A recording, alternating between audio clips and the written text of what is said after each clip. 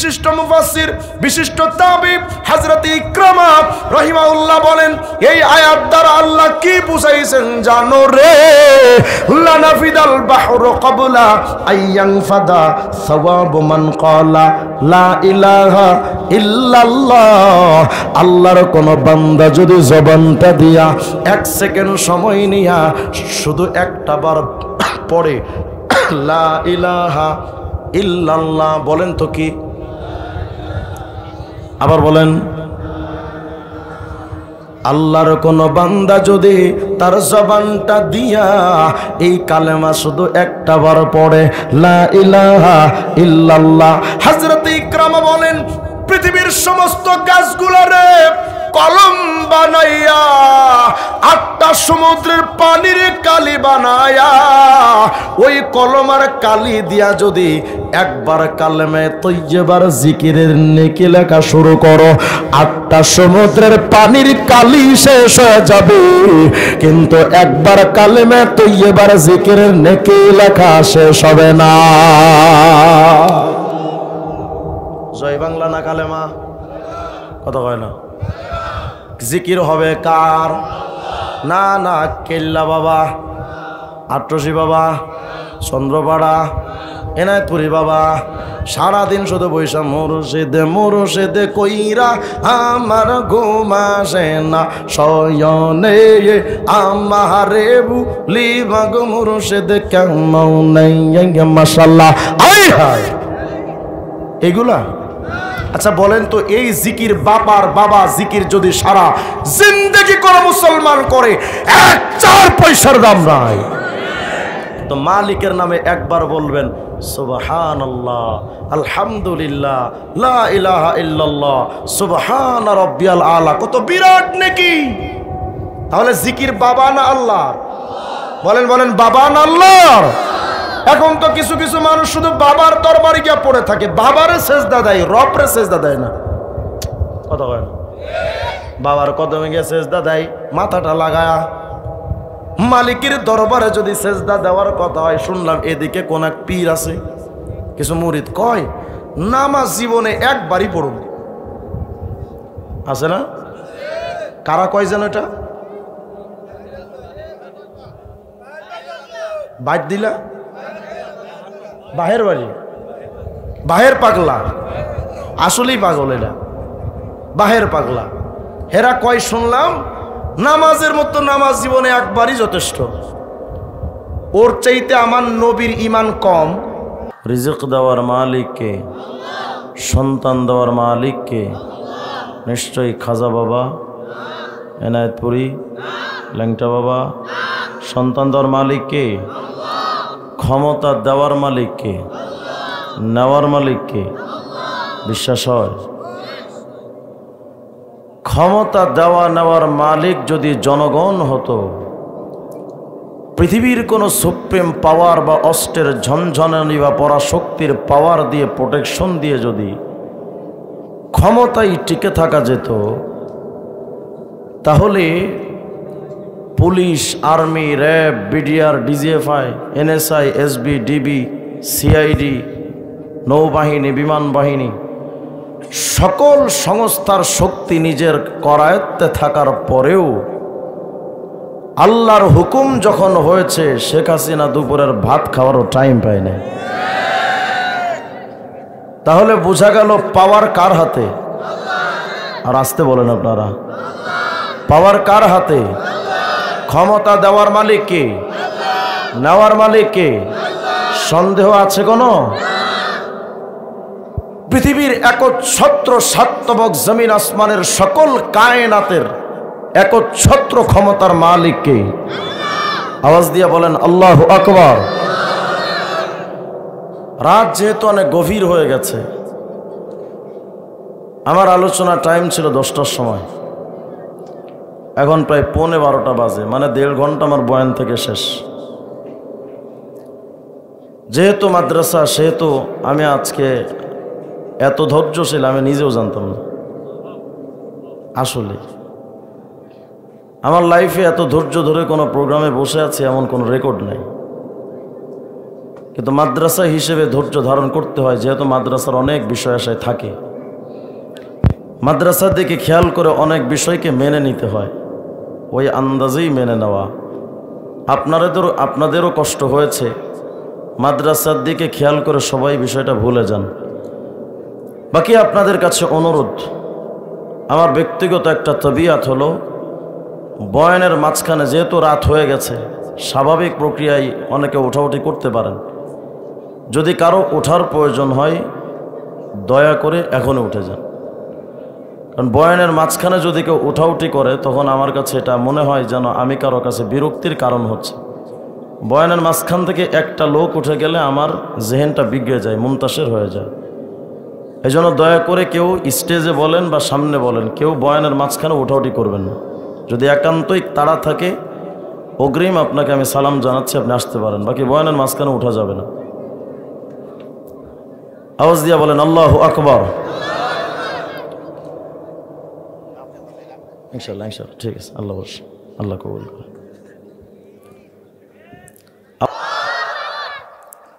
না, যেহেতু ওনারা বড় মানুষ, ব্যস্ততা থাকতে পারে। মুহতারাম হাজিরিন, পবিত্র কালামে পাক থেকে একটা আয়াত আমি আপনাদের সামনে তিলাওয়াত করেছি। দীর্ঘ টাইম আমি আপনাদের সামনে আলোচনা করব না, শুধুমাত্র কয়েকটি কাটা দাগে কয়েকটি কথা, আমলি কয়েকটা বিষয় আলোচনা করে আমি ইতি টানবো ইনশাআল্লাহ। বাকি আপনাদের সাপোর্ট দরকার, পারবেন না ইনশাআল্লাহ? যতক্ষণ আছেন একটু তাজা থাকা যাবে না ইনশাআল্লাহ? মুসলমানের সাউন্ড কখনো হবে না ডাউন। মুসলমানের সাউন্ড যখন ডাউন হয় তখন টাকলা মুরাদরাও চিল্লায়। মুসলমানের কণ্ঠের আওয়াজ যদি বলিষ্ঠ হয় তাহলে কোনো গৌর গোবিন্দর দোসর ইন্ডিয়ার গরুর মুখ খাওয়া দাদাদের চামচারা টিকতে পারবে না। এজন্য আওয়াজ থাকবে তো ইনশাআল্লাহ? লিল্লাহে তাকবীর। আল্লাহ আমাদের সবাইকে কবুল করেন। মুহতারাম হাজিরিন, পবিত্র কালামে পাকের মধ্যে আল্লাহ তাআলা বলেন, তাবারাকাল্লাযী বিয়াদিহিল মুলকু ওয়া হুয়া আলা কুল্লি শাইইন কাদির। সকল কিছুর ক্ষমতার মালিক মহান সত্তা কে? গত স্বৈরাচার সরকারের আমলে আমি 2 বার গেছিলাম কারাগারে। আমার হিস্টোরি বলতে চাচ্ছি না, বাকি কিছু বিষয় আপনাদের সামনে না বললেই নয়। আর ওটা আমি এমনি বলবো না, আপনারা কইলেও বলবো, না বললেও বলবো। মানে সরকার যখন ক্ষমতায় ছিল তখনও বলে 2 বার কারাগারে গেছে। 19 জন বক্তাদের নিষিদ্ধ তালিকায় আমি ছিলাম 14 নম্বর। 116 জন বক্তাদের লিস্টে আমি 51 নম্বর। আপনাদের বলা লাগবে না, এটা আমি এমনি বলবো। যখন আমি কারাগার থেকে বের হলাম, চতুর্দিকে শুধু শুনি টাকলা টুকলা। আমি বললাম, ভাই এটা আবার কোনটা? কয় যে টাকলা মুরাদ। কি সমস্যা? কয় যে টাকলা মুরাদে বলেছে সংবিধানে আল্লাহর নাম রাখা যাবে না, বিসমিল্লাহ সংবিধান থেকে উঠিয়ে দিব। আচ্ছা, আমি তখন বের হয়ে এই কথাটি সর্বপ্রথম বলেছিলাম, তোমার ওই সংবিধানে আমার আল্লাহর নাম থাকলেও কি আর না থাকলেও কি, আমার আল্লাহ তো আল্লাহ। তবে দুনিয়ার সামান্য এলাকার পাওয়ার পেয়ে কোন রবের ব্যাপারে কথা বলো? তোমার বাংলাদেশ মাত্র 56,000 বর্গ মাইল, তাও পুরা রাষ্ট্রের মালিক তুমি নও। সামান্য জামালপুরের সরিষাবাড়ি এলাকার এক ছোট্ট এলাকার অবৈধ মন্ত্রী হয়ে তোমার এত বাহার। তো চলেন না আজ আমি আপনাদেরকে আল্লাহর রাজত্বের একটু ইতিহাস দেখাই, যে আল্লাহর রাজত্বটা কত বিস্তৃত এবং কত বিশাল। আল্লাহ পাকের রাজত্ব জানার পর এরপর আপনারা সিদ্ধান্ত দিবেন, আপনারা কি জয় বাংলা বলবেন না আল্লাহর নাম বলবেন, পরে সিদ্ধান্ত। গত সরকার আমল একজন নারায়ণগঞ্জের মেয়র আইভি বলেছিল, মরার সময় যেন আমার জবানে শেষ বাক্যটা জয় বাংলা হয়। আমি তখন বলেছিলাম আমিন, এটাই যেন তার কপালে হয়। আল্লাহ হিদায়াত দান করেন, আমিন বলেন। তারা রাষ্ট্রটাকে পাওয়ার পর, সামান্য এলাকার পাওয়ার পর নিজেদেরকে এত বিরাট মনে করেছিল। তো চলেন না আল্লাহ পাকের রাজত্ব কত বিশাল একটু দেখায়। আজ তো বাংলাদেশের স্বাধীনতার ইতিহাসে কেউ বা দালালিয়ার চামচামি করেছিল আমেরিকান লাল কুত্তাদের, কেউ বা চামচামি করেছে চুংচাং ভুংভাং চাইনার, কেউ বা দালালিয়ার চামচামি করেছে গরুর মুখ খাওয়া দেশ ইন্ডিয়ার। দালালি সবাই কম বেশি করেছে, কিন্তু বলেন তো আমরা দালাল কার? জোরে জোরে বলেন কার? নতুন করে মাথা খারাপ ডোনাল্ড ট্রাম্প আবার ক্ষমতায় আসছে, সবাই দেখি তার ভূয়সী প্রশংসায় ব্যস্ত। কেন? হুজুরি আমেরিকা বিরাট এক সুপ্রিম পাওয়ারের অধিকারী, তার প্রেসিডেন্ট যদি আমার পক্ষে থাকে তো আমার আর ধরে কে? বড় বড় রাষ্ট্রের প্রধানমন্ত্রী এবং রাষ্ট্রপতিরা শুভেচ্ছা বাণী জানাচ্ছে। তো চলেন না, আমেরিকার এই বিস্তৃত জমিনের এই এরিয়ার মালিক হওয়ার পর, পৃথিবীর সুপ্রিম পাওয়ারের মালিক হওয়ার পর তার চামচামি যদি সরকাররা করতে পারে, সাতবক জমিন আসমানের মালিক যিনি, আমার সেই আল্লাহ পাকের দালালিয়ার চামচামি তো আগে করা দরকার। তোমার আমেরিকার রাজত্বের পরিধি কতটুকু, তোমার আমেরিকার রাজত্ব আর ক্ষমতার পাওয়ার, তাদের পরাশক্তিটা কত বিস্তৃত আর কত মজবুত, আমার মালিকের শক্তির একটা সামান্য নমুনা দেখেন। আমরা যে বাংলাদেশে বসবাস করি, এই বাংলাদেশ মাত্র 56,000 বর্গ মাইল। কত বিরাট বাংলাদেশ! 56,000 বর্গ মাইলের বাংলাদেশ। টেকনাফ টু তেতুলিয়া যদি আপনি সফর করেন, ক্লান্ত হয়ে পড়বেন, এত বিস্তৃত জমিন, অথচ মাত্র 56,000 বর্গ মাইল। এই 56,000 বর্গ মাইলের বাংলাদেশ এত বিশাল, অথচ পৃথিবীর মানচিত্রে খুঁজলে খুঁজেই পাওয়া যায় না, এতটা ছোট। কেন? বাংলাদেশ মাত্র 56,000 বর্গ মাইল, আর পুরা পৃথিবীটা 20 কোটি বর্গ মাইল। সুবহানাল্লাহ, আসতে বললেন আপনারা? 56,000 বর্গ মাইলের বাংলাদেশটা যদি এত বড় হয়, 20 কোটি বর্গ মাইলের পৃথিবীটা কত বড়? আল্লাহু আকবার বলবেন না আপনারা? এই পৃথিবীর মালিক কে? আসতে বলেন আবার, বলেন আওয়াজ দিয়া, কে? এত বিরাট পৃথিবী যে আল্লাহ পাক যার মালিক, এই পৃথিবীটাই যে আল্লাহর সবচেয়ে বড় সৃষ্টি, বিষয়টা এমন নয়। বলে আর কি আছে? বলে দেখো, মাথার উপরে ছোট্ট এক টাকার কয়েনের মতো সূর্য দেখো, এই ছোট্ট সূর্যটা কিন্তু এত ছোট নয়। কত বড়? বলে পৃথিবীটা 20 কোটি বর্গ মাইলের। এত বিরাট পৃথিবীর চাইতে ওই ছোট্ট সূর্যটা, পৃথিবীর চাইতে সূর্য 13 লক্ষ গুণ বড়। তাহলে সূর্য কত বড়? মালিক কে? শুধু তাই নয়, পৃথিবীর চাইতে 13 লক্ষ গুণ বড় যেই সূর্য, ওই সূর্যের চাইতে আকাশে একটা তারকা, বিগ বস এক তারকার নাম তার ইউআই স্কুটি। কত বড়?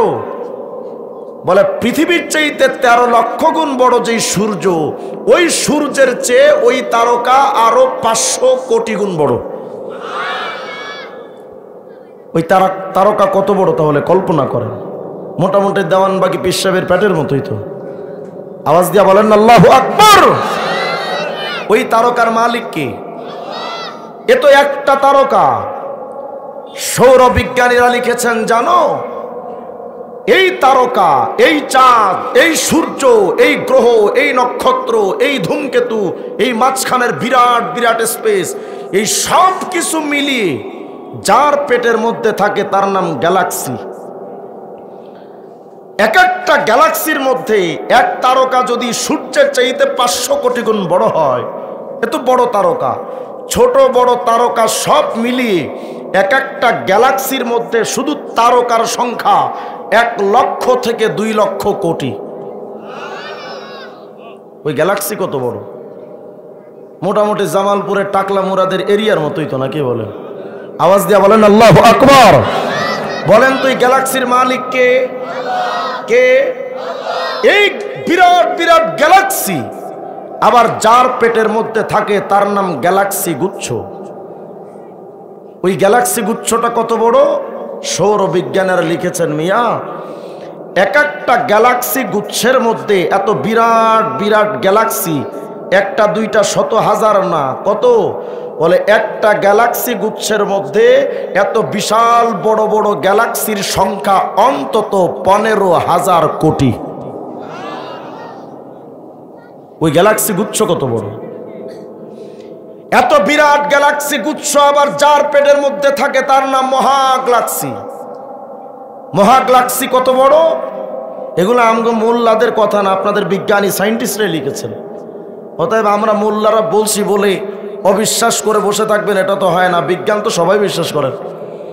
তারা লিখলেন এক একটা মহাগ্যালাক্সির মধ্যে শুধু চাঁদ আর সূর্য আর গ্যালাক্সি গুচ্ছ নয়, একটা মহাগ্যালাক্সির মধ্যে গ্যালাক্সি গুচ্ছের সংখ্যা অন্তত 15,000 কোটি। মহাগ্যালাক্সিটা কত বড়!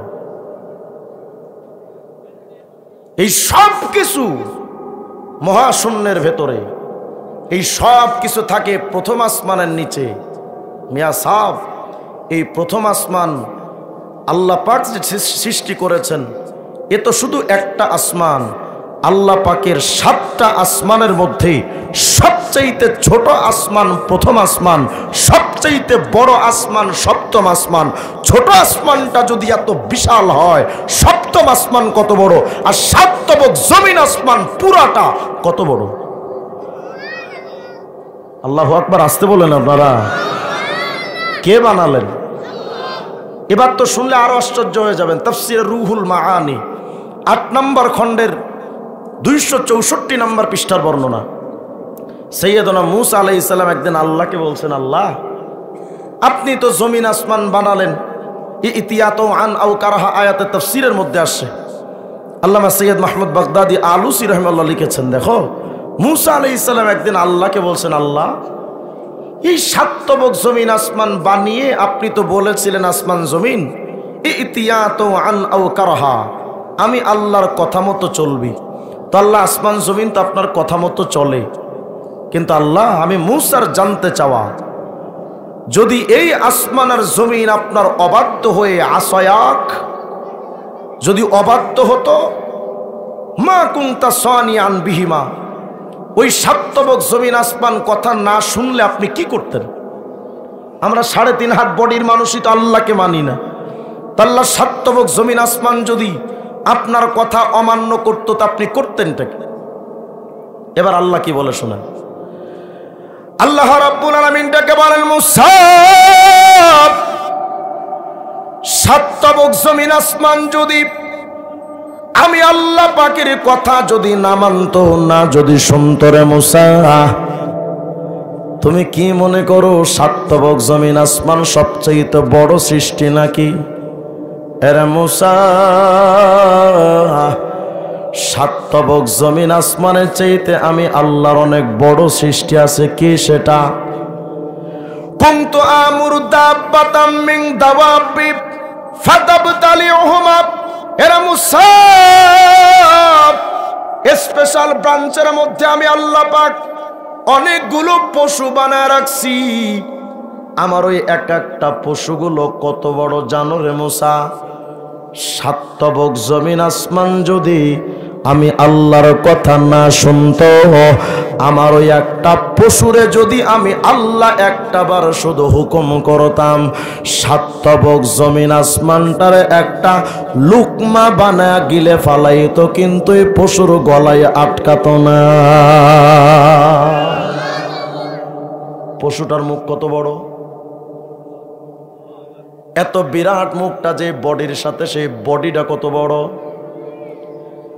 সাইয়েদনা মূসা পয়গম্বর আল্লাহকে বলেন, রব এত বিরাট বিরাট পশু যে আপনি বানালেন, ফাইনা দাব্বা, তো আপনি রাখছেন কই? এত পশু আপনি রাখলেন কোথায় আল্লাহ? আল্লাহ বলেন, মূসা রে ফি মারজিম মিন মুরুজি। মূসা আমি আল্লাহ অনেকগুলো ময়দান বানায় রাখছি, তো একটা ময়দানের মধ্যে সব পশু ঢুকায় রাখছি। আসতে বলেন সুবহানাল্লাহ। এই ময়দানটা কত বড়! এত বিরাট বিরাট ময়দানের যে মালিক আপনার আমার রব, সে আল্লাহ কত মহান! আল্লাহু আকবার। ওই আল্লাহর নাম যদি বাংলাদেশের সংবিধানে না থাকে তাইলে তো আল্লাহর বড্ড সমস্যা। মুসিবত না আল্লাহর জন্য? চান্দু কয় কি? এটা শুধু শেষ নয়, এবার শুনেন। আল বিদায়া ওয়ান নিহায়া নামক কিতাবের মধ্যে হযরত ইবনে কাসির রাহিমাহুল্লাহ লিখলেন, 1 নম্বর খণ্ডের 11 নম্বর পৃষ্ঠার বর্ণনা, 7 তবক জমিন আসমান যত বড়। সূরা বাকারা 255 নম্বর আয়াতের মধ্যে আল্লাহ পাক আয়াতুল কুরসির মধ্যে বলেন, ওয়াসিয়া কুরসিয়ুহুস সামাওয়াতি ওয়াল আরদ। 7 তবক জমিন আসমানকে আল্লাহর কুরসি বেষ্টন করে রেখেছে। এর অর্থটা কি? 7 তবক জমিন আসমান কুরসির সামনে কতটা ক্ষুদ্র জানেন? হযরত ইবনে কাসির রাহমাতুল্লাহ আলাইহি তার কিতাবের মধ্যে লেখেন, শোনো, মাসসামাওয়াতুস সাবউ ফিল কুরসিয়্যি। 7 তবক জমিন আসমান এতটা বড়, এই 7 তবক জমিন আসমান একত্রিত কইরা যদি কুরসির সামনে রাখা হয়, আল্লাহর কুরসিটা কত বড় জানো? কাহালকাতিন মুলকাত। এই 7 তবক জমিন আসমান কুরসির সামনে এতটা বড়, কাদারাহিম আসবাতিন উলকিয়াত ফি তুরস। হযরত ইবনে কাসির রাহিমাহুল্লাহ নকল করেন, 7 তবক জমিন আসমান এত বড়, কিন্তু আল্লাহর কুরসির সামনে 7 তবক জমিন আসমান এতটা ক্ষুদ্র।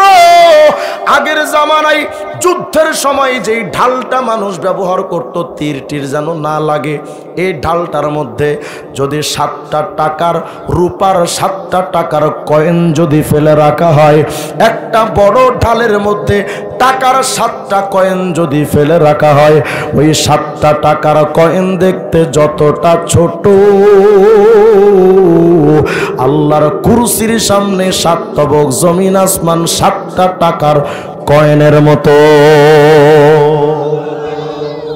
আল্লাহর কুরসিটা কত বড়!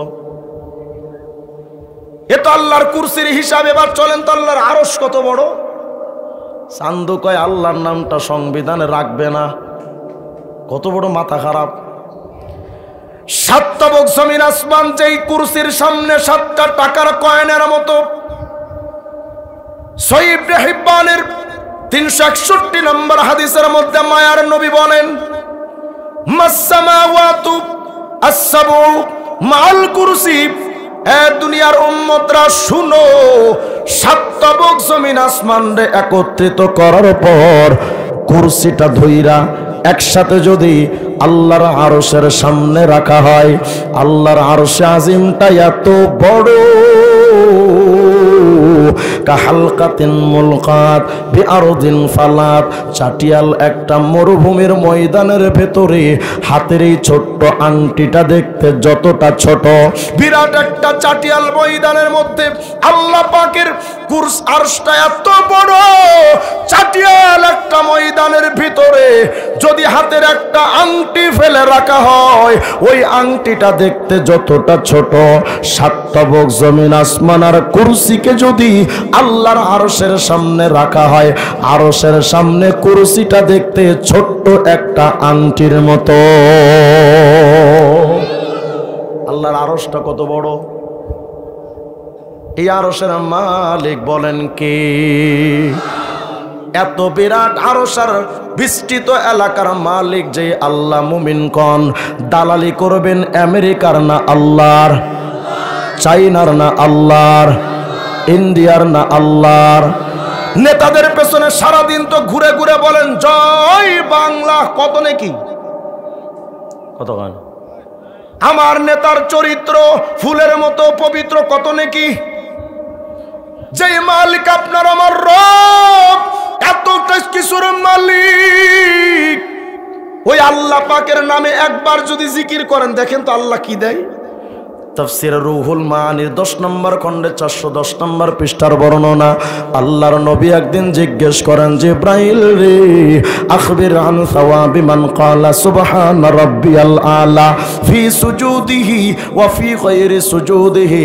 ওরে জিব্রাইল ভাই, একটু বলো না, আমার কোন উম্মত যদি তার জবানটা দিয়া 1 সেকেন্ড সময় নিয়ে শুধু একটা বার পড়ে সুবহান রাব্বিয়াল আলা, আমার কোন উম্মত যদি সিজদার মধ্যে একটা বার পড়ে অথবা সিজদার বাহিরে যদি একটা বার সুবহান রাব্বিয়াল আলা পড়ে, জিব্রাইল রে আমার উম্মতের আমল নামায় কতটা নেকি হয় বলো।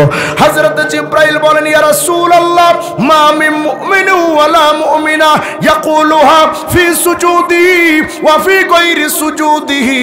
ও আল্লাহর নবী গো, আপনার কোন উম্মত যদি সিজদার মধ্যে অথবা সিজদার বাহিরে যদি একবার শুধু পড়ে সুবহানা রাব্বিয়াল আলা, বলেন তো কি পড়লে? বলেন না কি বললে? নাকি জয় বাংলা? কি বলবে? সুবহানা রাব্বিয়াল আলা। নবী গো, আপনার কোন উম্মত যদি একটা বার শুধু পড়ে সুবহানা রাব্বিয়াল আলা, ওই উম্মতের আমল নামায় কতগুলো নেকি হয় জানেন? ইল্লা কানাত লাহু ফি মিজানিহি আসকালু মিনাল আরশ ওয়াল কুরসি ওয়া জিবালিদ দুনিয়া। ও গো আল্লাহর নবী,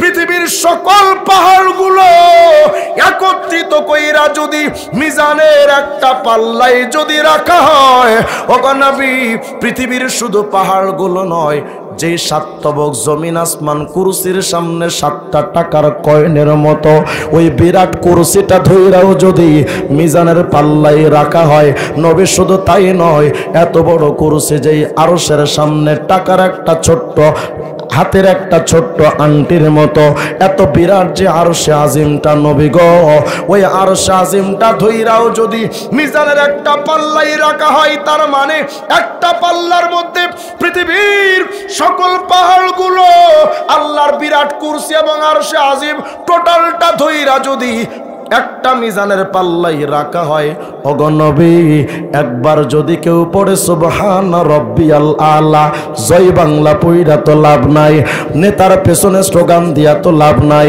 একবার যদি কেউ পড়ে সুবহানা রাব্বিয়াল আলা, এটা পড়ার মাধ্যমে যেই নেকিটা হয়, এই নেকিটা যদি মিজানের আরেকটা পাল্লাই রাখা হয়, এক পাল্লাই সুবহানা রাব্বিয়াল আলার নেকি, আরেক পাল্লাই পৃথিবীর পাহাড় কুরসি আর আরশ।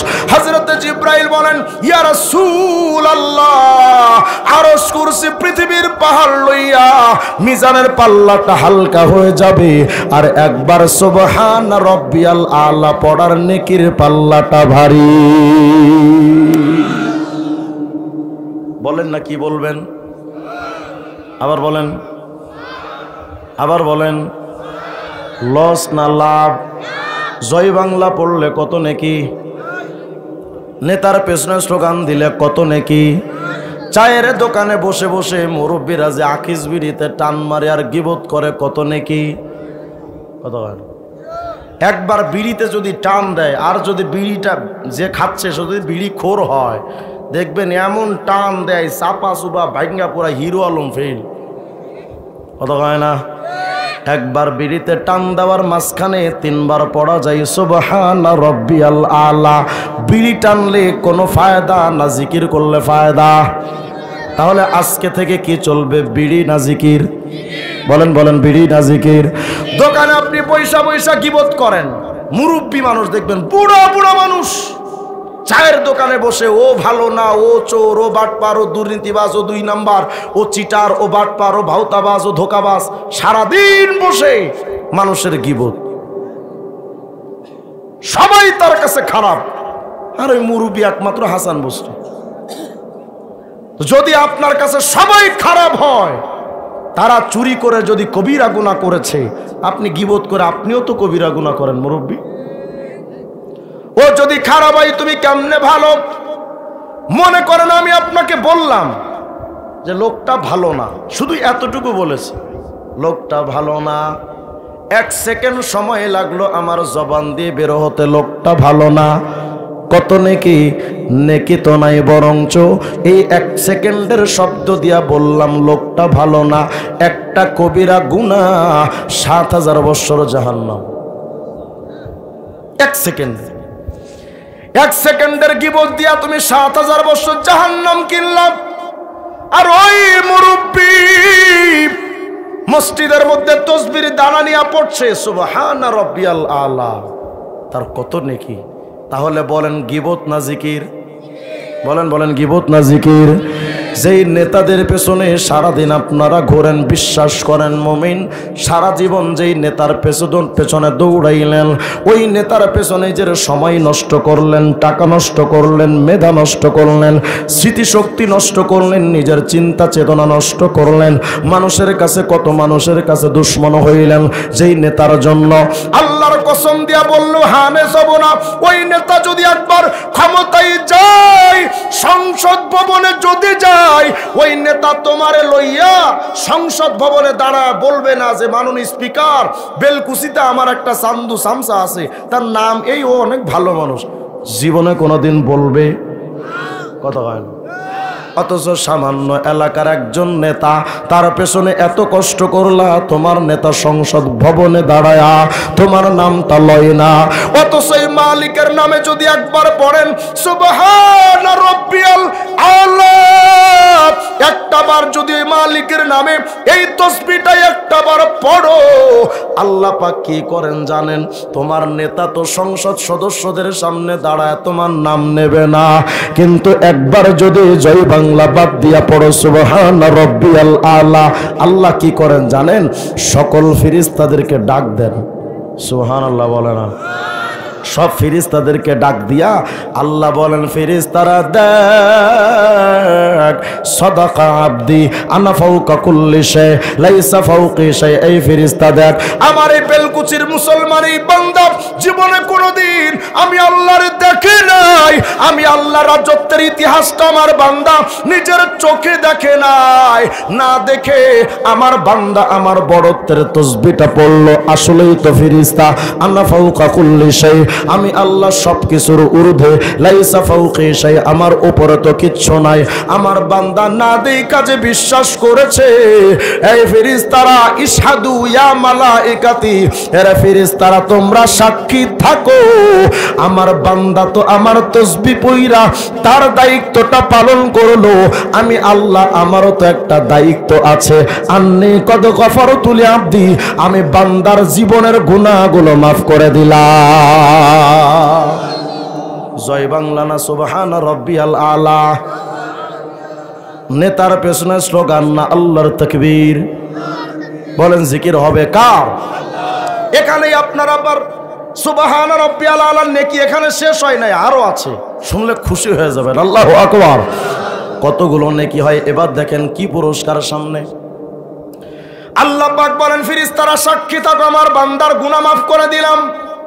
শুধু তাই নয়, এই ফেরেশতা শুনো, হযরত জিবরাইল বলেন ইয়া রাসূলুল্লাহ, ওই বান্দাটা যখন মারা যাবে, ফাইদা মাতা, ওই বান্দা যখন মারা যাবে তখন তার জীবনে একটা বড় প্রাপ্তি আছে। কি প্রাপ্তি নবী গো? মানুষ মরার পর তো আপন বলে কেউ থাকে না, বাপ তো তাকে দূর দূর করে তাড়ায় দেয়, মা জননী হয়তো কাঁদে কিন্তু মাও তো তাড়ায় দেয়, ঘরে রাখে না। কিয়ামতের ময়দানে আপন বলে তো কেউ কারো রবে না।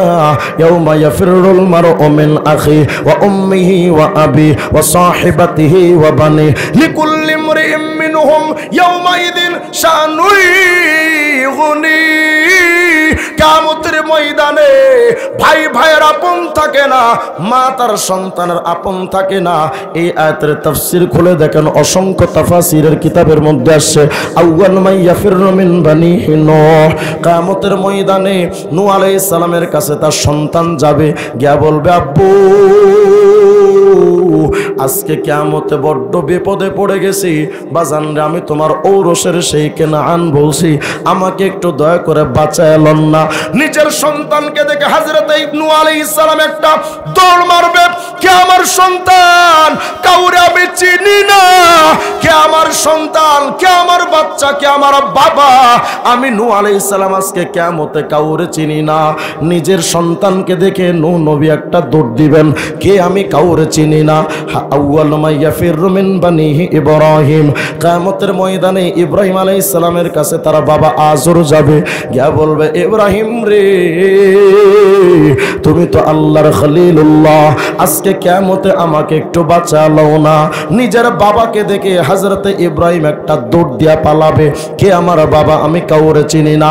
হযরতে ঈসা আলাইহিস সালাম বলেন কিয়ামতের ময়দানটা তো এত কঠিন, আল ইয়াউমা লা আসআলুহু ইল্লা নাফসি, আজকে কিয়ামতের ময়দানে আমি ঈসা নবী আল্লাহর কাছে বলবো না যে আল্লাহ আমার অমুক তমুকরে বাঁচান, শুধু বলবো আল্লাহ নফসি নফসি, আল্লাহ আমি ঈসারে বাঁচান, আল্লাহ আমি ঈসারে বাঁচান, আমি আর কিছু চাই না, আল্লাহ শুধু আমারে বাঁচান। লা আসআলুহু মারইয়ামা আল্লাতী ওয়ালাদাতনি, আল্লাহ আমি মায়ের ব্যাপারে বলবো না যে আমার মা মারইয়াম রে বাঁচায় দেন, আল্লাহ কারে বাঁচাবেন না বাঁচাবেন আপনার ব্যাপার, শুধু আমি ঈসার একটা চাওয়া, ও গো রব আমি ঈসার একটু বাঁচায় আলন।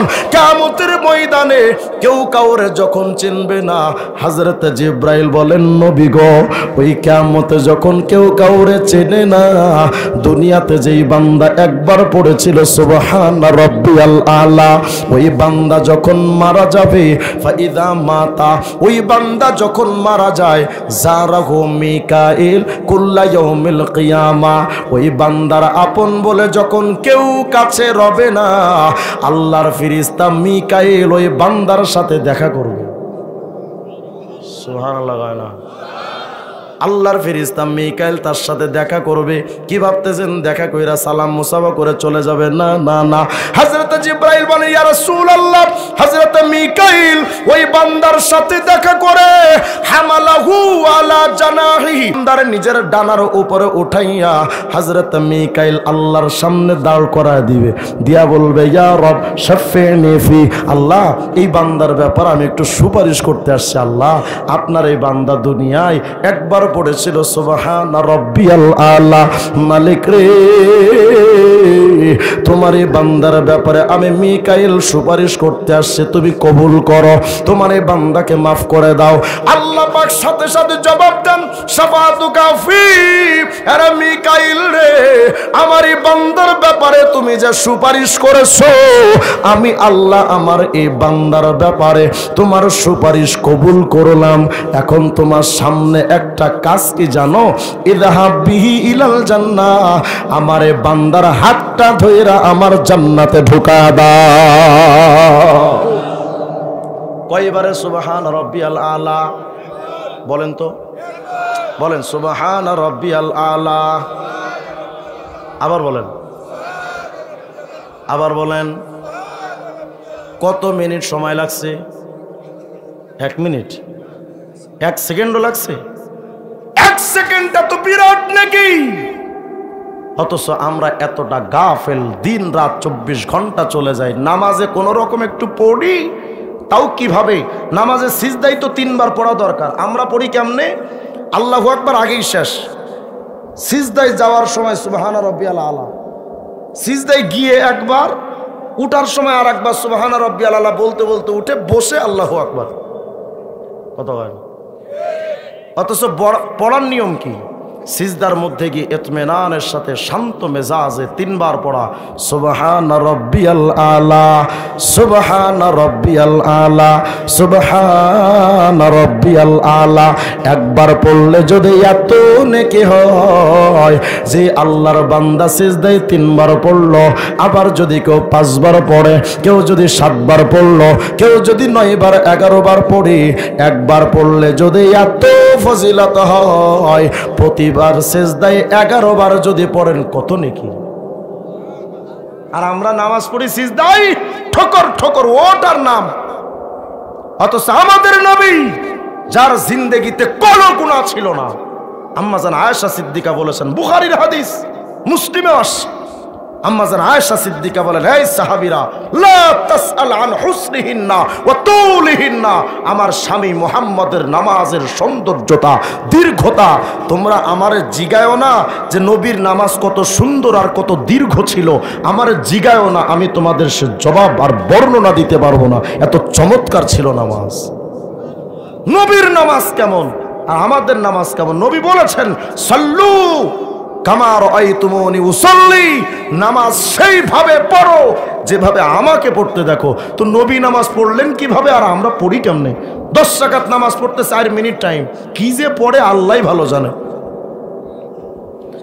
এখানে অনেক বুড়া বুড়া মুরব্বী আবার এমনও আছে বোম মারলেও সূরা ফাতিহাটা পড়তে পারবে না, কথা কয় না। আর 4টা সূরা, ও তো পৃথিবীর অষ্টম আশ্চর্য। আর তাহাজ্জুদ, আরে ওটাকে আর এই যুগ, ওটা এখন আর চলে টলে না, কথা কয় না। হায়রে আফসোস, একবার মালিকের নামে জিকির করলে কত ফায়দা। এবার শোনেন, কি বিরক্ত হচ্ছেন না তো আপনারা? বিরক্ত হয় না, এগুলো এই ওয়াজগুলো বেশি শোনা দরকার। এখন তো মাহফিলের ওয়াজ কেমন হয়ে গেছে, হুজুর আপনি তাহিরি আঙ্কেলের মতো একটু ডিজে নাচ দেন আর বক্তাদের মতো একটু বিড়ি টানেন তো আপনি ভাইরাল বক্তা। লজ্জা শরম তো থাকা দরকার যে একজন আলেম এত হাজার লক্ষ মানুষের সামনে এগুলো করে কেমনে, লজ্জা তো থাকা দরকার। এই মিম্বার, এই চেয়ারগুলো রাসূলের আমানত। এই মিম্বারগুলো তো নাচানাচির জন্য না, এটা তো সার্কাসের ময়দান না। দুঃখ হয় আপনাদের জন্য, আপনাদের রুচি নষ্ট হওয়ার কারণে বক্তাদের রুচি নষ্ট হয়েছে। আপনারা চান যে ওগুলো, এজন্য বক্তারা আনে ওগুলো, বলে দিবেন স্টেট কাট করুন। বক্তারা আসলে হুজুর খবরদার কিতাব থেকে বয়ান করেন, না পারলে জানগা, টাকা যেটা চাইছিলেন নিয়ে জানগা, আপনার হজ করার দরকার নাই। আলটিমেটাম দিয়া দেন। আমি বিশ্বাস করি যদি এই বাংলাদেশে বক্তাদের আলটিমেটাম দেওয়া হতো যে কিতাব পড়ে বয়ান করবেন, আমার মনে হয় 1 লক্ষ বক্তা থাকলে মাত্র 20-30 জন বক্তা টিকতো, সব পড়ে যেত। ওয়াজের জন্য তো এখন ডিগ্রি লাগে না, শিক্ষা দীক্ষা লাগে না, বাংলা কিতাব পড়ে আর ওই সিরিয়ালের কিছু গান টান, ছায়াছবির কিছু ঘটনা শুনে আর কিছু গান শিখে বাস বয়ান। নাউযুবিল্লাহি মিন যালিক। আপনারা যদি এই মেজাজ তৈরি করেন যে হুজুর আমরা আমলি বয়ান শুনবো, কিছু বক্তা আছে দেখবেন আইসা সারাক্ষণ শুধু হুদা চিল্লাচিল্লি। চিল্লানি কি সবার জবানে মানাই? চিল্লানির জন্য মামুনুল হকের জবান দরকার। সব জবান থেকে আলতু ফালতু চিল্লানি চলে না। আমি একসময় চিল্লা বয়ান করতাম, কিন্তু বাদ দিয়ে ফেলছি। কেন জানেন? দূর মি, আমি যেটা পারবো না সেটা বললাম লাভ কি আমার? আমি যেটা পারবো আমি ততটুকু বলি, লাভ কি? আখের মানুষের কোনো ফায়দা হয় না। মাঝখানে কথাগুলো কেন বললাম? আমলি বয়ানগুলো করলে অনেক মানুষ বিরক্তি হয় যে এগুলো কোনো বয়ান হইলো। কালকে সকালে দেখবেন অনেকে কইব হুজুর ওয়াজ করছে, এটা ওয়াজ, তোমার পছন্দ হইলেও এটা ওয়াজ, না হইলেও এটাই ওয়াজ, এটাই ওয়াজ। তুমি পছন্দ করো না করে এটাই বয়ান। এগুলো বেশি শুনেন। আজকে থেকে সিজদায় যখন পড়বেন সুবহানা রাব্বিয়াল আলা, যখন ভাববেন এত বিরাট নেকি, মজা লাগবে না লাগবে না? আগে পড়তেন 3 বার, এখন 5 বার পড়তে শখ জাগবে না জাগবে না? মুসলমান ভাইয়ের, হযরত ইমাম কুরতুবী রাহমাতুল্লাহ আলাইহি তার কিতাবুত তাযকিরার মধ্যে লিখেছেন কিয়ামতের ময়দানে এক বান্দার নেকি আর গুনাহ সমান সমান। নেকিও যেমন গুনাহও তেমন সমান সমান। জান্নাতে তো যাইতে পারতেছে না। বান্দার যদি নেকি একটা, অতিরিক্ত একটা নেকি হতো তো জান্নাতে চলে যেত। আল্লাহ পাক তখন তারে বলবেন, বান্দা একটা কাজ কর, তোর না দুনিয়াতে অনেক আপন মানুষ ছিল, একটা নেকি যদি কোনো জায়গা থেকে একটু ভিক্ষা বুক্ষা করে আনতে পারিস, কনফার্ম জান্নাত। যাও একটা নেকি নিয়ে আস। এই বান্দা একটা নেকি নেওয়ার জন্য কিয়ামতে অনেক মানুষের কাছে যাবে। হযরত ইমাম কুরতুবী লেখেন, ওই বান্দা নিজের বিবির কাছে যা বলবে, বিবি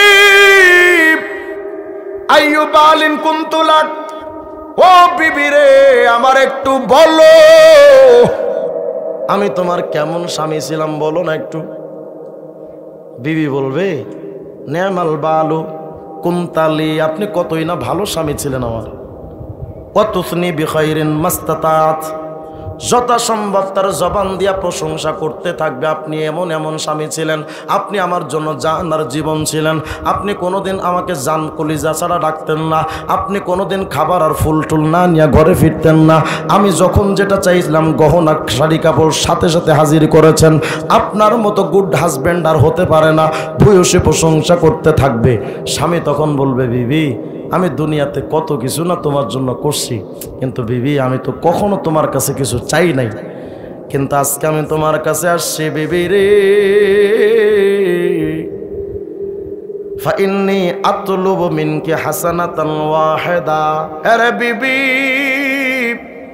আমি তোমার কাছ থেকে একটা নেকি চাই, একটা নেকি যদি আমার দিতে আমি নিশ্চিত জান্নাতে চলে যেতাম। একটা নেকি কি দেওয়া যায়?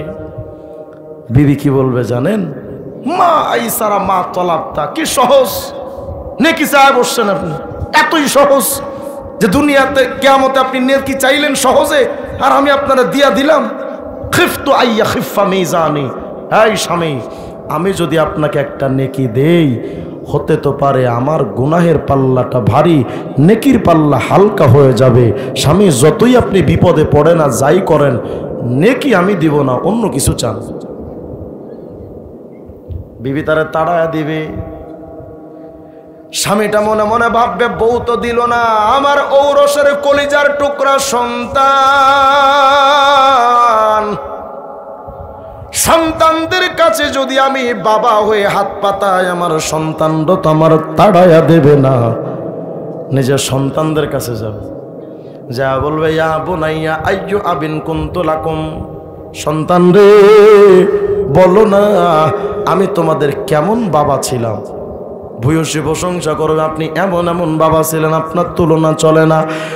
বাবা তখন ডেকে বলবে, সন্তান শুধুমাত্র আজকে কিয়ামতের ময়দানে একটা নেকির কারণে আজকে কিয়ামতে ধরা খেয়ে গেছি বাজান রে, আমারে একটা নেকি দে, জান্নাতে চলে যায়। সন্তান একই জবাব দিবে, খিফতু আইয়া খিফা মিজানি, আমার ভয় হয় না জানে গুনার পাল্লা ভারী, নেকির পাল্লা হালকা হয়ে যায় কিনা। আব্বু যতই চিল্লান আর যাই কিছু চান, নেকি দেব না। সবাই দূর দূর করে তাড়ায় দিবে। আর এক বর্ণনায় আসছে, কিয়ামতে নিজের ভাইয়ের কাছে গিয়া বলবে, ভাইয়া দুনিয়াতে আপনি আমার এতটা আপন, আমি যখন হেফাজতের ককটেল বিস্ফোরণ মামলা খাইছিলাম, কারাগারে যখন ছিলাম 2.5 মাস, মাওলানা মামুনুল হক সাহেব, আইয়ুবী সাহেব, হাসান কি বলে আপনার সাখাওয়াত সাহেব, জুনায়েদ আল হাবিব সাহেব, আমির হামজা সাহেব, সব আমরা একসাথে কারাগারে ছিলাম, কাশিমপুর কারাগারে, হাই সিকিউরিটি 4। 2.5 মাস আমি ছিলাম। কারাগার থেকে বের হওয়ার পরে শুনি আমার মা আমারে বলতেছে, জানিস তুই 2.5 মাস কারাগারে, তুই তো কারাগারে ঘুমাইছিস, কিন্তু তোর ভাইটা 2.5 মাসের মধ্যে 2 মাস বাসায় ঘুমাতে পারে নাই, শুধু দৌড়াইছে কিভাবে তোরে জামিন করা যায়। আমার ওই ভাইটা আমার এতটা আপন, কিন্তু কিয়ামতে যায় যদি বলে, ভাইয়া আমার একটু নেকি দেন না, আমি বড্ড বিপদে পড়ে গেছি। তাফসীরের কিতাবে আসছে, ভাই কি জবাব দিবে জানেন? মা ওয়াসাইতানি ফি মালিক, বাপের সম্পত্তিতে তো সমবন্টন করস নেই, আজকে নেকি নিতে এসোস কে, যা। বাবা মায়ের কাছে যাইয়া বলবে, আব্বু একটা নেকি দেন, ও মা গো একটা নেকি দেন। বাপ মা কি বলবে জানেন? আর কি শুনবেন বলেন? বাপ মার জবাব শোনেন।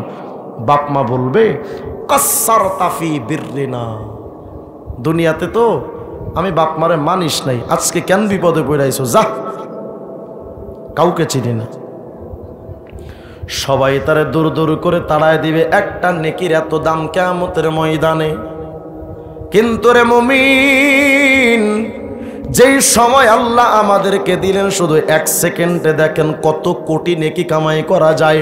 কিয়ামতে একটা নেকি তো এতটাই দামি হবে, অথচ দুনিয়াতে 1 সেকেন্ডে কত বিরাট নেকি অর্জন করা যায়।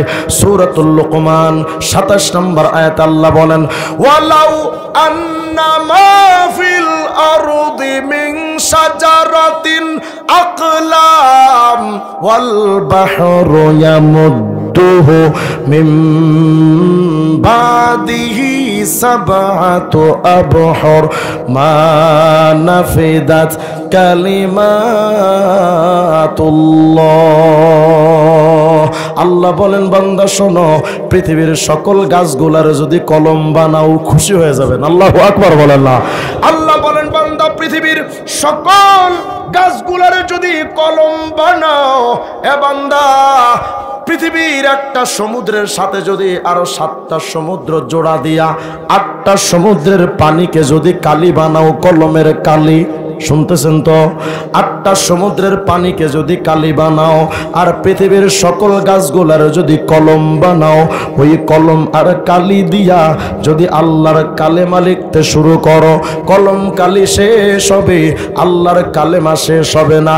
এই আয়াতের তাফসীর করতে গিয়ে তাফসীরে কুরতুবীর 13 নম্বর খণ্ডে 398 নম্বর পৃষ্ঠা আসছে। হযরতে বিশিষ্ট মুফাসসির, বিশিষ্ট তাবিঈ হযরত ইকরামা রাহিমাহুল্লাহ বলেন, এই আয়াত দ্বারা আল্লাহ কি বুঝাইছেন জানো রে? লানাফিদাল বাহরু ক্বাবলা আইয়ানফাদা সাওয়াবু মান ক্বালা লা ইলাহা ইল্লাল্লাহ। আল্লাহর কোন বান্দা যদি জবানটা দিয়া 1 সেকেন্ড সময় নিয়া শুধু একটা বার পড়ে লা ইলাহা ইল্লাল্লাহ, বলেন তো কি? আবার বলেন। আল্লাহর কোন বান্দা যদি তার জবানটা দিয়া এই কালেমা শুধু একটা বার পড়ে লা ইলাহা ইল্লাল্লাহ, হযরত ইকরামা বলেন পৃথিবীর সমস্ত গাছগুলোরে কলম বানাইয়া 8টা সমুদ্রের পানির কালি বানায়া ওই কলম আর কালি দিয়া যদি একবার কালেমে তৈয়বার জিকিরের নেকি লেখা শুরু করো, 8টা সমুদ্রের পানির কালি শেষ হয়ে যাবে, কিন্তু একবার কালেমে তৈয়বার জিকিরের নেকি লেখা শেষ হবে না। জয় বাংলা না কালেমা? কথা কয় না? জিকির হবে কার? না না কেল্লা বাবা, আট্রসি বাবা, চন্দ্রপাড়া, এনায়তপুরি বাবা সারাদিন শুধু বৈশা মুর্শিদে মুর্শিদে কইরা আমার ঘুম আসে না শয়নে আমারে বুলি মাগ মুর্শিদে কেমন নাই মাশাআল্লাহ। আয় হায় এগুলা।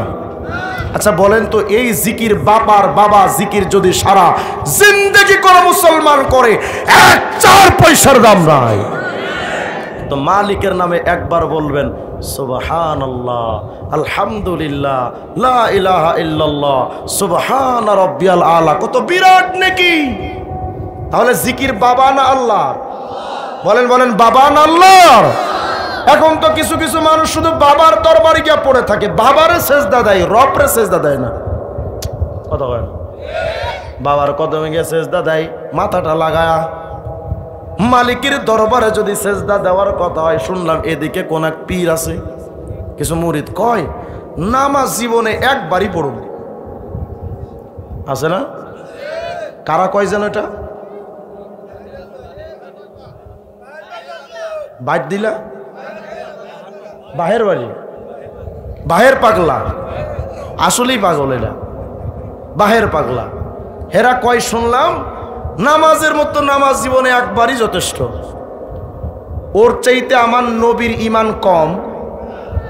আসতে কোন কে আপনারা? এ বাহের পাগল ছাগলের চাইতে সাহাবায়ে কেরামের ঈমান দুর্বল, আমার নবীর মারেফাত এই ছাগলদের চাইতে কম না বেশি? আমার নবী নামাজ কি জীবনে একবার পড়ছেন না সারা জিন্দেগি? এমনকি আমার নবী ইন্তেকালের আগে পড়েছেন আসসালাত আসসালাত, নামাজের ব্যাপারে সতর্ক হও। আমার নবীর নামাজ লাগে, তোর নামাজ লাগে না। তো হিসাব করে দেখলাম নবীর নামাজ লাগে, নবী ওয়ালাদেরও নামাজ লাগে, শয়তানের নামাজ লাগে না, বাহের পাগলারও নামাজ লাগে না। তো বাহের পাগলার মধ্যে আর শয়তানের মধ্যে কোনো তফাৎ থাকে না। কোন পাগল ছাগলের কাছে দৌড়ান আপনারা বলেন তো আমার? আমি এগুলো পীর। ভাববেন না যে আমি পীর বিরোধী মানুষ, আল্লাহর কসম আমিও পীরের মুরিদ। আমার পীর ছিলেন কায়েদে মিল্লাত আল্লামা জুনায়েদ বাবুনগরী রাহিমাহুল্লাহ। আমার বর্তমান পীর মুফতি আব্দুল ওয়াহিদ কাসিমি দামাত বারাকাতুম। কসম খোদার, আমার পীর যদি কোনোদিন আমাকে বলে নামাজ এক ওয়াক্ত হলেই যথেষ্ট, এমন পীরকে আমি মানি না। আমার পীর বড় না আল্লাহ বড়? আমার পীর বড় না নবী বড়? আস্তাগফিরুল্লাহাল আযীম, লা হাওলা ওয়ালা কুওয়াতা ইল্লা বিল্লাহিল আলিয়্যিল আযীম। বাবার কাছে গিয়ে কয় বাবা সন্তান দে, খবর নিয়ে দেখলাম বাবারই সন্তান নাই। কথা কয় না? সন্তান দেওয়ার মালিক কে? বলেন না জোরে, কে? কোন বাবা, কোন মাজার? আপনাদের এলাকার অনেক মহিলারা দেখবেন বাচ্চা হয় না, বাপের কাছে দৌড় দেয়। যায় না? যায় না? বলেন তো সন্তান দেওয়ার মালিক কে? এটা তো একটা বড় মাদ্রাসা, অনেক বুজুর্গ ওলামায়ে কেরাম, মুস্তাহিদ ওলামায়ে কেরাম স্টেজে আছেন। আমি ভুল বললে হুজুরা দয়া করে স্টেজ থেকে আমাকে নামায়া দিয়েন। আমি সচেতনতার সাথে দাওরা হাদিসে বেফাকুল মাদারিসের আরবি আমি আলহামদুলিল্লাহ মুমতাজ ছাত্র, পড়াশোনা ছাড়া কথা বলি। আমি চ্যালেঞ্জ করে বলছি, সন্তান দেওয়ার মালিক পীর তো দূরের কথা, সন্তান দেওয়ার মালিক কোন নবীও না। কোন নবীর ক্ষমতাও নেই কাউকে সন্তান দেওয়া। যদি নবীরা সন্তান দিতে পারতেন, ইব্রাহিম খলিলুল্লাহর বয়স কত? 86 বছর, সন্তান নাই। আল্লাহকে বলছেন রব্বি হাবলি মিনাস সালিহিন, আল্লাহ আমি ইব্রাহিমের একটা সন্তান দেন না। ইব্রাহিম আলাইহিস সালাম খলিলুল্লাহ সন্তান চাইলেন কার কাছে? তুমি পীরের কাছে কেমনে চাও? জাকারিয়া আলাইহিস সালামের চুল দাড়ি পেকে গেছে, সন্তান নাই। কোরআন শরীফে ঘটনা দুটো, ইব্রাহিম আর জাকারিয়া আলাইহিস সালামের ঘটনা আল্লাহ নিজে কোরআনে বয়ান করেছেন। জাকারিয়া আলাইহিস সালামের সন্তান নাই, আল্লাহ আমি জাকারিয়া একটা সন্তান দেন। তো জাকারিয়া নবীও সন্তান চাইলেন কার কাছে? তুমি চাইলা পীরের কাছে। এমনকি আমাদের নবী 11 জন বিবি ছিলেন, আমাদের নবীর 11 জন, আম্মাজান খাদিজাতুল কুবরা ছাড়া আর 10 জন স্ত্রীর কারো গর্ভে নবীর সন্তান ছিল। কথা কয় না? জানেন না মনে হয় আপনারা? জানলে জবাব দেন না। আম্মাজান খাদিজাতুল কুবরা ছাড়া আর কোন বিবির ঘরে নবীর সন্তান ছিল? কেন? আমার নবী এবং তার স্ত্রীদের যৌবন ছিল না? সেই জামানায় কি জন্ম নিয়ন্ত্রণের সিস্টেম ছিল? থাকলেও কি নবীর কাছ থেকে এমন প্রত্যাশা কোনো উম্মত বিশ্বাস করতে পারে? তাহলে আমার নবীর স্ত্রীদের ঘরে সন্তান হয় নাই, প্রমাণ হয়েছে সন্তান দেওয়ার মালিক শুধু আল্লাহ, আমাদের নবীও না। তা আমাদের নবী যেখানে সন্তান দিতে পারে না, তোর পীর কেমনে পারে? বুঝা গেল ওটা পীর না, ওটা লুচ্চা। আসতে কইলেন কে? ওটা কি? আপনাদের এলাকায় যদি কোনো পীর আইসা কয় আমি সন্তান দিতে পারি, যুবক ওই পীরের পেছনে গোয়েন্দা ঢুকায় রাখবা, দেখবা ও গোপনে গোপনে তোমার ভাবির ইজ্জত নষ্ট করার ধান্দা করতেছে, তোমার এলাকার প্রতিবেশী মহিলাদের ইজ্জত নেওয়ার ধান্দা করছে। অতএব এই সমস্ত পীরদের ব্যাপারে কোনো কথার আপোষ চলবে না। এদেরকে যেখানে পাবেন জুতা পিটা করে পিঠের চামড়া তুলে ফেলা দরকার। ফুটপাতে এক পাগল পড়ে আছে, অন্ধ, কি চোখে দেখে না, একটা গান বানাইছে আল্লাহকে নিয়ে, গায় তুমি কাউরে দিলা 10টা সন্তান, থাকার জায়গা নাই। আছে না? অনেক মানুষ আল্লাহ 10টা সন্তান দিছে কিন্তু ঘর বাড়ি নাই। আবার কোটিপতিদেরও সন্তান হয় না, আছে না নাই? তো পাগলে গায় তুমি কাউরে দিলা 10টা সন্তান, থাকার জায়গা নাই। আবার কাউরে দিলা কোটি টাকা, একটা সন্তান নাই। নির্দোষী রে রাখো দয়াল ভবের জেলখানায়। আবার অপরাধ করিয়া কেহ ঘুরে সর্বদায়। নদীর কুল ভাঙ ও কুল গড়ো, এই কি তোমার খেলা? সকাল বেলার ধনী ফকির কর সন্ধ্যা বেলা রে, কি খেলা খেলাইলা দয়াল রে। সবকিছু করার মালিক কে? যাবেন আর এই সমস্ত ভণ্ডদের কাছে? যাবেন কখনো? আমার নবী এত বড় একজন আল্লাহর মহব্বতের হাবিবুল্লাহ, আমার নবীর পায়ে কোন সাহাবায়ে কেরাম জীবনে সিজদা দিয়েছেন প্রমাণ আছে? আছে প্রমাণ? তো তোমার পীরের পায়ে সিজদা লাগাও কেন? যেখানে নবী তার নিজের পায়ে সিজদা লন না, তোর পীর কেমনে লয়? নবীজির পায়ে একদিন সিজদা দিয়েছিলেন হযরতে সালমান আল ফারসি। ভালো করে শুনেন, এরা হয়তো এটা দিয়ে দলিল দিবে সালমান ফার্সি তো নবীর পায়ে সিজদা দিয়েছিলেন। হ্যাঁ, আমি স্বীকার করলাম সালমান আর ফার্সি আমার নবীর পায়ে একদিন সিজদা দিলেন। কোন একটা এলাকায় গেছিলেন, এসে নবীর পায়ে সিজদায় পড়ে গেলেন। কিন্তু এর পরের অংশ তো জানতে হবে, শুধু এতটুকু জানলে তো হবে না।